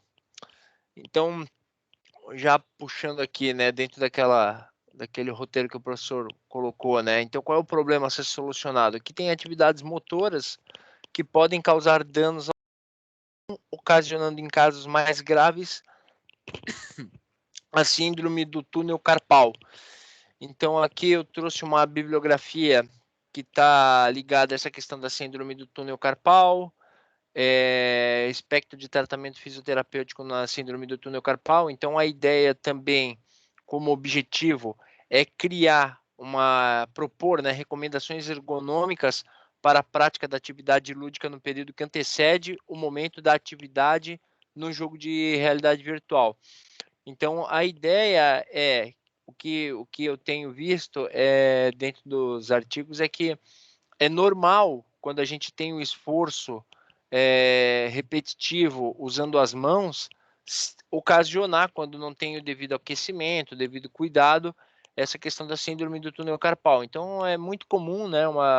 É um problema muito comum para quem faz esforço físico com trabalho manual, digitação. Peguei alguns artigos que falam bastante dessa questão de trabalho na lavoura, esse tipo de coisa. E eu puxei também a questão de problemas ergonômicos para quem pratica esgrima, que em inglês é fencing. Então, achei alguns artigos interessantes que trabalham com a questão da biomecânica, análise biomecânica da atividade de esgrima, porque no fim das contas, esse jogo ele meio que é um simulador de esgrima, só que o que acontece, né? É um simulador de esgrima em alta velocidade, em alto ritmo por bastante tempo. Então, uma partida, ela pode ser selecionada no nível fácil, médio, difícil, e aí no nível fácil tu tem ali uma música que ela tem entre 2 minutos e meio, 3 ou 4 minutos, então a pessoa ela fica ali simulando, digamos assim, essa luta de esgrima no mundo virtual por 3 minutos e meio, 4 minutos. Né? Só que quando tem um ritmo leve, né, quando o jogo está no fácil, então os movimentos, eles, né, apesar de serem constantes, eles são numa velocidade, poderia dizer, adequada, a ponto de não causar prejuízo. Então, o que eu encontrei na internet foram que muitas pessoas estavam relatando que estavam com esse problema da síndrome porque jogavam esse jogo por muito tempo. Então, assim, quando o cara coloca o jogo no difícil, ele fica forçando por muito tempo, e às vezes a pessoa joga por mais de 1 hora, 2, 3 horas, então ele fica forçando por muito tempo os nervos da mão, né, esse nervo carpal, e acontece essa síndrome do túnel carpal. Então, como é muito complicado para te dizer assim, pro sujeito, né, que comprou o jogo, que comprou o equipamento, dizer para ele não jogar porque ele pode ter problemas, então a ideia é criar um guia de recomendações de repente, alongamento, atividades que podem fortalecer os nervos, né, e os tendões das mãos, para que diminua-se o risco, então, de ele ter a síndrome do túnel carpal. Então, eu peguei esses artigos que falam aqui da biomecânica da esgrima, problemas e risco à saúde nos esportes, a ciência da esgrima. Então, aqui fazendo um breve relato, né, também acho interessante colocar no artigo, né, esse breve relato histórico da esgrima. Então, condicionamento, né? Então, como se fortalecer, fazer um condicionamento para a esgrima, que no fim das contas é isso. O que mais aqui de interessante? Aí aqui é um artigo sobre a biomecânica em simuladores para esgrima. Então também acho interessante fazer uma correlação disso. E peguei alguns artigos mais gerais também sobre a importância da redução de risco ergonômico e ainda sinto que falta alguma coisa na parte mais de ergonomia, né? Aqui eu já estou trabalhando também com algumas recomendações, referências de ergonomia mesmo, né? De Kremer, e aqui algumas tabelas de Kremer com relação a movimento de mobilidade do punho. Então aqui ele já coloca, né, alguns ângulos, o percentil, a flexão do punho, extensão do punho, desvio radial do punho, supinação do antebraço, pronação. Então vou trazer alguns dados também fazendo uma referência aos limites máximos para que se possa trabalhar tendo um posto de trabalho saudável, né? E aí os objetivos específicos é analisar a atividade proposta, criando perfil de atividade no software tracker, a exploração da bibliografia relacionada à atividade, exploração da bibliografia relacionada à ergonomia e a criação de um guia de recomendações ergonômicas para o desenvolvimento da atividade no jogo. Só voltou aqui, ó. Atividade. Então, qual é a justificativa, né? O trabalho tem sua relevância quando considerado que o jogo em realidade virtual traz novos problemas no campo da ergonomia, pois o dispositivo permite criar mundos com atividades laborais não existentes no mundo real. Então, isso é uma coisa que a gente começa a observar agora com a realidade virtual, é que a galera está criando um monte de coisa muito legal, muito louca, mas não existe nenhum tipo de estudo prévio, porque são atividades que até então a gente não faz, né? Por exemplo, tem um jogo, eu não fiz análise daquele jogo, mas tem um jogo que a galera também está relatando alguns tipos de problemas físicos, o jogo em que tu tem que fazer, tu faz uma atividade de arqueria, então tu tem que, por exemplo, ficar matando orc dentro do jogo em realidade virtual. Então tu fica manejando um arco e flecha, só que tu fica fazendo isso por horas também. Então é uma coisa que não existe, é uma atividade que não existe no mundo real. Ninguém fica manejando um arco e flecha por horas, né? Quer dizer, talvez na Idade Média alguém fazia isso para defender um cerco, alguma coisa assim. Mas enfim, então, e portanto, não é possível medir o impacto ergonômico dessas atividades. Então, a pesquisa do impacto de atividades no mundo virtual pode auxiliar na construção de um framework de ergonomia que pode guiar os desenvolvedores de produtos em realidade virtual no sentido de construir experiências que levem em consideração os aspectos físicos do jogador. Então, a ideia é talvez surgir desse artigo um guia de recomendações ergonômicas que pode ser, de repente, traduzido para os desenvolvedores que estão desenvolvendo em realidade virtual, alguma coisa talvez até para aparecer antes do cara começar o jogo, né? Uma série de recomendações para antes do jogador jogar, ele fazer alongamentos e exercícios que fortaleçam a musculatura, ou de repente criar. É muito difícil no mundo de desenvolvimento de jogos a gente trabalhar com guia de recomendações oficiais, né? Então a ideia não é tentar criar um guia de recomendação oficial que ser estabelecido para o desenvolvedor, mas tentar na medida do possível divulgar e ampliar essas informações para que o jogador ele sofra menos, né, com esse tipo de problema. Então o método é a exploração do referencial teórico sobre os problemas envolvidos com o jogo Beat Saber, exploração do referencial teórico sobre problemas ergonômicos envolvidos com esgrima e lutas com espada, avaliação ergonômica dos movimentos envolvidos com o jogo Beat Saber no software tracker e criação de recomendações ergonômicas para o período que antecede o período de atividade. Então, o material que eu vou utilizar é artigos e livros da área, o equipamento é Oculus Quest 2, que é esse equipamento que já foi utilizado para fazer a captação, o jogo Beat Saber, que é esse jogo que a Renata está jogando aqui, e o software tracker para fazer o tracejamento dos pontos, né? Então, inclusive, já está sendo feito aqui, tá? E a ideia do cronograma é a apresentação da proposta hoje, finalização da revisão teórica para a próxima semana, término da análise do tracker para o dia 2/12 e a finalização do artigo entrega no dia 9/12. Então, aqui no tracker eu já estou marcando os... Então, eu fiz marcações, deixa eu ver se dá para eu fazer esse negócio sumir aqui. Ele está meio lento porque eu fiz a gravação de uma partida, a partida tem 3 minutos, e isso foi gravado em 60 frames por minuto para pegar melhor 60 frames por segundo para pegar melhor os movimentos mais rápidos, né? Então, aquele efeito de blur que tem, né? Que fica meio embaçado assim, ele dá uma sumida, daí é legal. Só que ele cria muito frame, a análise fica demorada, o software fica demorado, tudo fica meio demorado. Então eu fiz essas marcações com fita isolante no corpo, então foi legal, pegou bem certinho. Ainda tem uma massa aqui. E aí agora eu vou fazer essa finalização desse rasteiro para depois fazer o cálculo das medidas angulares do braço e do pulso, e a partir disso, então, criar aí uma estatística e fazer uma verificação de quantos movimentos ela está fazendo em 1 minuto e acompanhar junto com a bibliografia qual é o ideal e o que pode se fazer. Essa partida que eu gravei, ela vai servir como uma referência, apesar de ser o jogo no modo, mas a minha ideia é multiplicar o resultado quando o jogo é difícil, porque na verdade, assim, se ela for fazer, sei lá, uns 60, 70 movimentos ao longo de uma partida,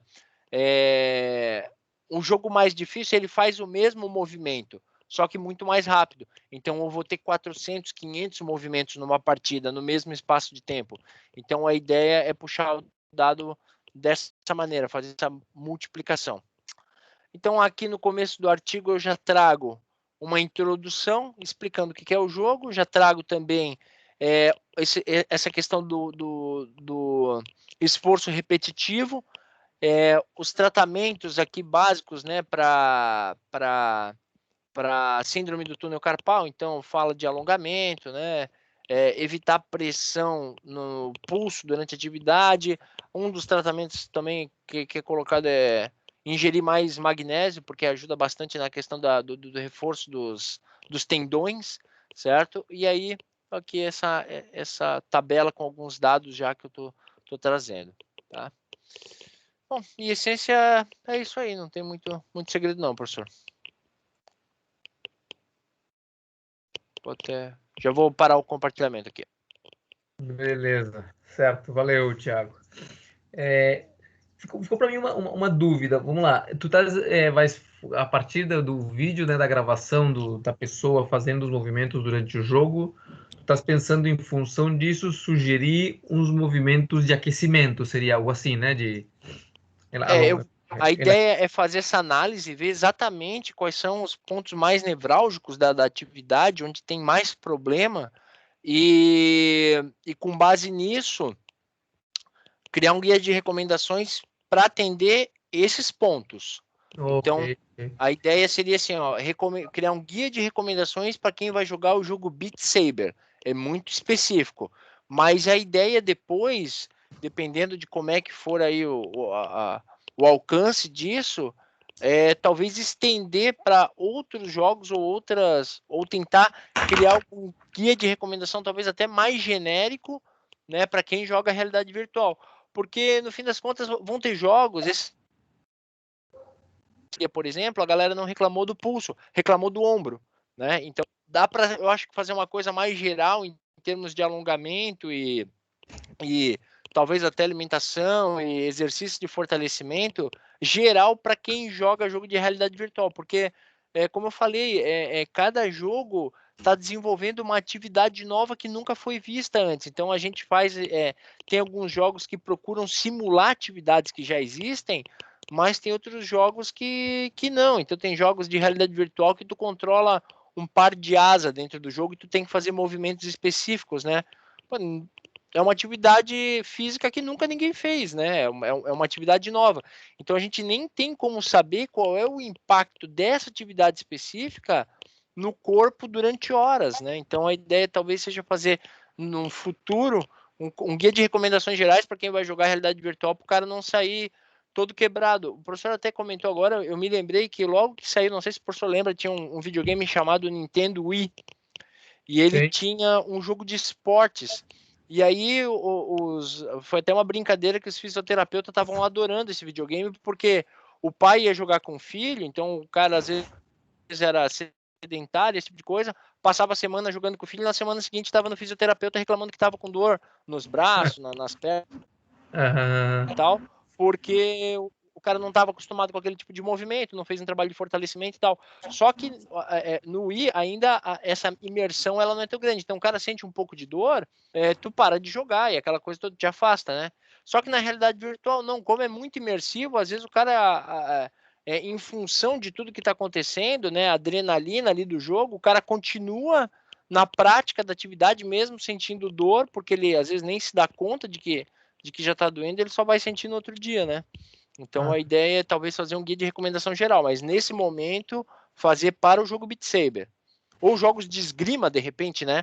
Porque o que eu estou lendo ali é que esse tipo de problema é um problema relacionado à esgrima, que é o mesmo caso do Beat Saber, mas tem vários outros jogos que já saíram com simulação de espada, jogo com espada. Então, provavelmente é um problema que vai se repetir nesses outros jogos. Certo. A minha questão é mais... eu acho que tu poderias, talvez, depois que tu tem esses dados gravados, fazer uma análise parecida com aquele do Rula que a gente viu a vez passada, né? Ou seja, durante esse jogo aí dos 3 minutos, quanto tempo em porcentagem dos 3 minutos a pessoa passou os limites? Lembra aqueles limites que eram mais perigosos, que tinham nota 1, 2, etc, etc? Talvez tu consegues fazer, olha, esta pessoa aqui jogando esse jogo na fase fácil, ela teve este comportamento aqui dos índices, desses índices aí. Eu lembro de ter feito uma dissertação ali de orientação, né? O aluno ele fez uma escala como um semáforo, tá certo? Então, cara, ali era online, né? Ou seja, ali o sensor estava colocado na pessoa e além enquanto se mexia, o sensor pegava aquele dado, fazia a conta e já dizia, olha, você está numa posição ok, então saía uma lâmpada verde, né? Então o movimento dela ficava mais agressivo, então a luz passava para amarelo, de acordo com aqueles números do Rula mesmo. Mas como o teu não seria online, né? Ou seja, tu não vai colocar os sensores. Quando você faz o vídeo, você vai analisar o vídeo depois que o jogo acabou, né? Ou seja, já o jogo acabou, já você não vai sugerir nada da pessoa porque ela já acabou de fazer o jogo. Mas talvez tu consegues pegar os dados e ver como que esses índices do Rula, essas notas ali, como elas foram variando no tempo enquanto que a pessoa fazia um jogo suave, como eles iam variando no tempo quando a pessoa fazia um jogo nível intermediário lá, ou talvez no nível avançado, aí seria um resultado, eu acho, bem bacana você poder comparar como que o índice lá do Rula, ele foi mudando de acordo com o tempo ao longo de um jogo fácil, de um jogo médio, de um jogo avançado.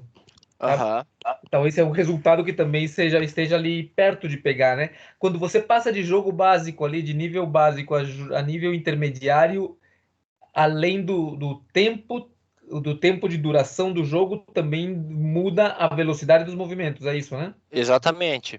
Certo. Então, porque talvez valeria a pena uma comparação de jogar os 3 níveis, mas somente durante o tempo do nível básico, ou seja, os 3 minutos que falasse ali, né?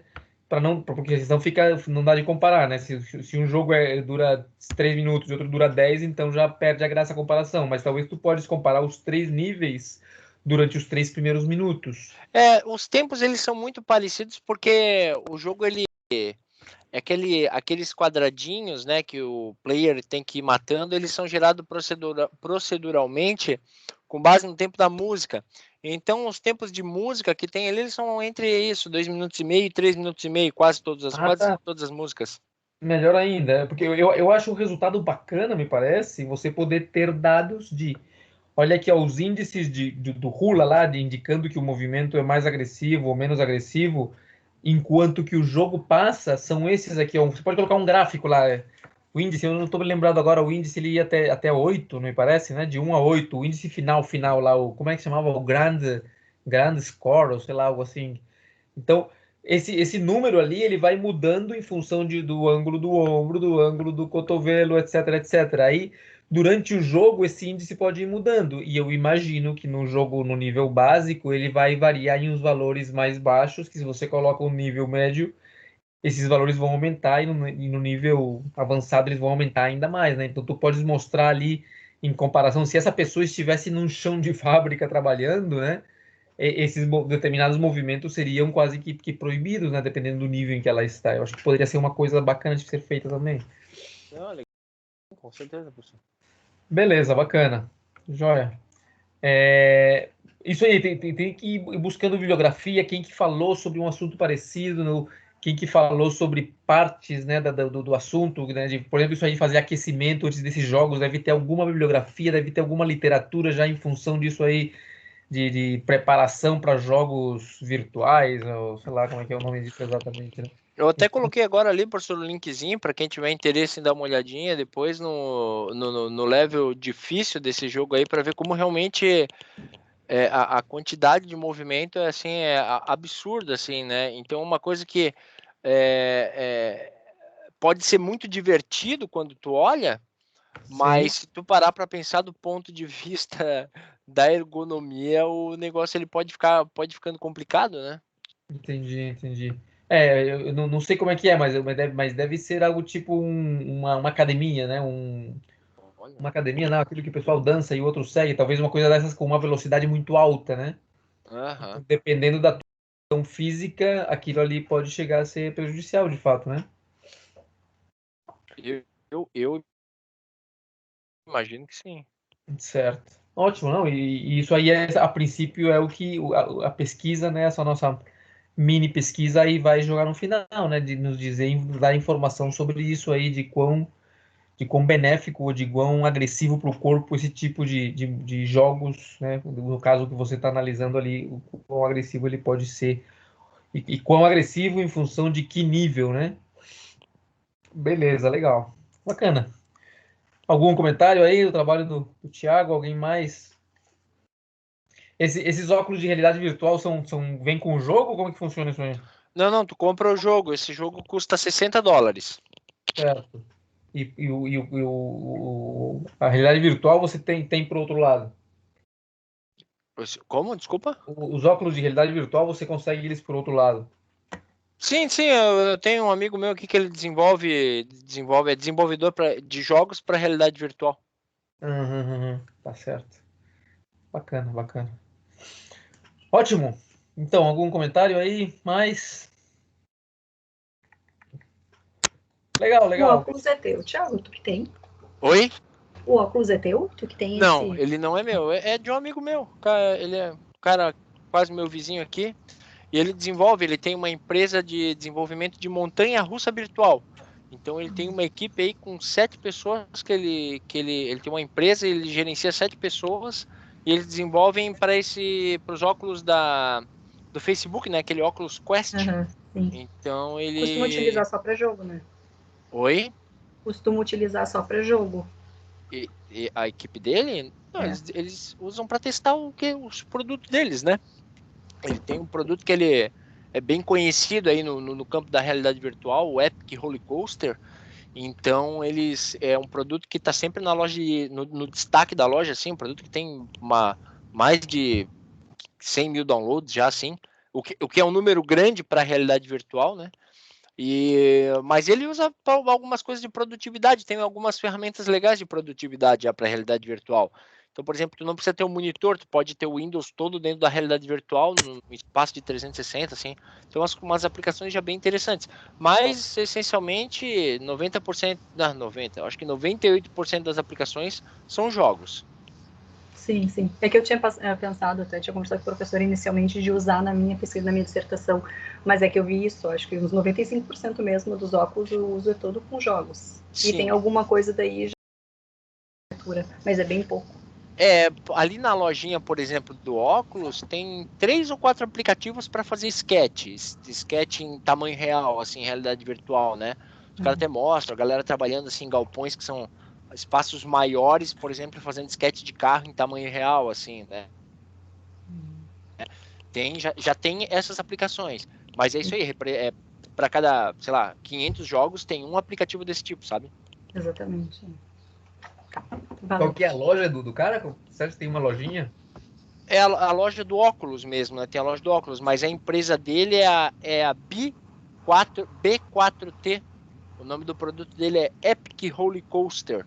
Eles fazem montanha-russa, né? Então tu põe o óculos de realidade virtual e aí tu abre lá O aplicativo dele é, tu escolhe várias montanhas russas, assim, aí tu pode atirar, tem um monte de coisinha junto, assim, é bem legal os produtos deles. E os caras são daqui de Balneário. Ah, Balneário? Aham. Pois então, mas ele tem, a montanha-russa é somente os óculos ou a pessoa tá sentindo, tá sentada numa cadeira que se mexe ou algo assim? Não, Tá? não, não. Ela tá em casa com aquele óculos ali que eu mostrei ali no tracker. Entendi. Porque a gente tem aí na UDESC, né, uma plataforma, não sei se uma vez viste ela ali no laboratório de... Não, não. Como é que chama esse laboratório ali que a gente trabalha? É o laboratório de...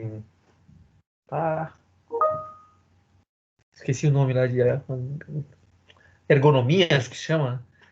A gente tem uma plataforma ali, uma plataforma paralela, que você basicamente faz o movimento da plataforma em 3D, né? XYZ, não muito, né? Ela não se mexe demais em XYZ, mas ela gira bastante em torno de XYZ, né? Então, se você coloca uma cadeira ali, a gente montou aquilo ali para fazer um simulador de voo. Então, tinha umas telas com aquele jogo de simulação de voo, e aí a pessoa sentava ali e a princípio sentiria, né, o ângulo do avião quando ela vai dirigindo, né? Assim, é uma coisa parecida com a montanha-russa, acho uma coisa bacana, interessante. Então, eles até receberam, essa empresa desse meu amigo recebeu da Nova Zelândia uma empresa que faz uma cadeira parecida. Ela faz uma rotação de 360, ela tem um movimento de translação de 70 graus e ela vibra também, né? Mas ela não faz a translação de 360. O cara não consegue ficar de cabeça para baixo, né? Mas ela gira em 360 e transla em 70. E já é bem legal, assim, para simulador de corrida, esse tipo de coisa já fica bem perfeito. E eles adaptaram o produto deles de montanha-russa para essa cadeira, e ficou bem legal. Só que essa cadeira custa $1.800, né? Daí, tipo, não é uma coisa muito viável para qualquer pessoa, assim, né? Bacana isso aí. Legal. Tá certo, então. Belezinha. Escreve para nós aí o nome da loja do cara ali, 4, não sei o que, aí no chat pode ser. E o nome do produto dele, depois quem sabe eu dou uma pesquisada aí depois. Beleza, pessoal. Então, tá certo. Eu acho que estamos aí mais ou menos encaminhados, né, no que tem que ser feito. Basicamente, a questão é você também, né, infelizmente pela questão do nosso tempo, é limitar, né, até onde você pensa chegar e começar, né? Ir atrás da bibliografia, escrever. Basicamente, o que vocês escreveram até agora aí nessa primeira proposta seria o que vai escrito na introdução do artigo, tá? Então, depois do abstract, você vai escrever a tua introdução dizendo isso, né? Qual que é o problema, como que esse problema ou parte desse problema, né? E explicar ali em 2, 3 frases, ó. Aí referencia o cara, né? Olha, o João já mediu com lá o caso da bota lá, né? Já mediu com o tênis, comparou com, sei lá, com andar descalço e obteve esses resultados, tal e tal, né? Aí você vai referenciando essa bibliografia que você encontrou que tem a ver com o tema que você está fazendo, vai dizer por que a tua pesquisa ela vale a pena, né? Que é a questão da justificativa, quais são os objetivos que você se propõe, o principal, os secundários, e aí você basicamente tem a tua introdução já montada, né? E daí para frente, então, você vai dizer que ferramentas você vai usar, né? Métodos e materiais para fazer o que você vai fazer, como vai ser o teu experimento, em função de quê, onde você vai colocar a câmera, os marcadores, como você vai colocar, como que vai ser o ambiente, etc. Vai descrever o teu experimento. Depois você vai executar o experimento e analisar os resultados, né? Basicamente, isso aí é o corpo, né, do artigo que vocês vão fazer. Então, basicamente, até agora, com o que vocês têm ali, vocês têm já a introdução pronta, né? Quero dizer, pronta, tem que sentar e fazer uma redação certinha, né? Lembra, o artigo deve ter no máximo aí umas 6 páginas, tá certo? Então, né, junto com o desenho e as tabelas, vai ter algumas fotos ali dos procedimentos, figura dos gráficos que vocês vão fazer, né? Então, tudo isso vai ter pelo menos aí uma página ou meia. É que depende se o artigo. Eu vou até passar, talvez, para vocês um formato de artigo para fazermos mais ou menos uniforme. tá certo? Para vocês fazerem essas 6 páginas aí de uma forma uniforme, para a gente se uniformizar, se vai ser a 2 colunas, a uma coluna só, como que vai ser a referência, etc. Então, é isso aí. Então, deixamos por aqui. Eu vou pausar aqui a nossa conversa.